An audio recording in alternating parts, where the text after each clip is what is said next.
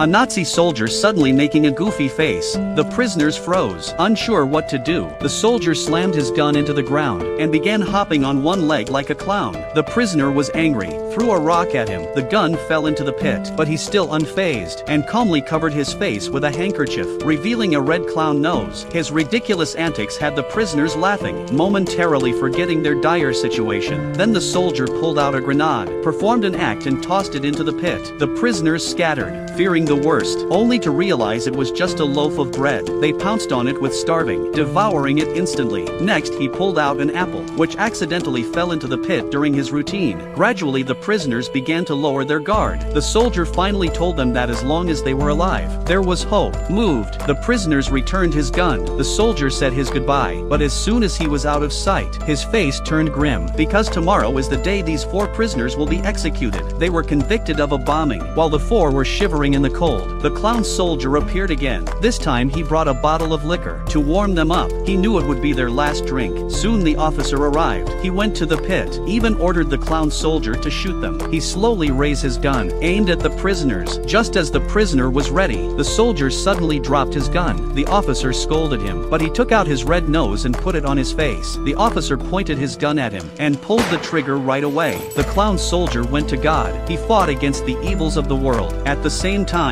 an old woman approached the Nazi officer. She told him that the prisoners were innocent. The bomber was her husband. So the officer made a phone call and demanded that the execution be stopped immediately. It turned out that the old woman's husband was terminally ill, so he asked his wife to report him as the culprit to save the other 4. But the terminally ill worker was dragged from his bed by Nazi soldiers, then executed in public. Her wife was watching from the window. She watched in silence, and the prisoners, after regaining their freedom, they approached the old woman and said they were the ones who did the bombing. The old woman said she knew, but her husband was dying, and the lives of 4 young men were more important. Finally she asked them not to talk about it anymore. 10 years later, the Nazis had surrendered, and the former prisoner had become a circus clown, and he would carry on the spirit of the clown soldier.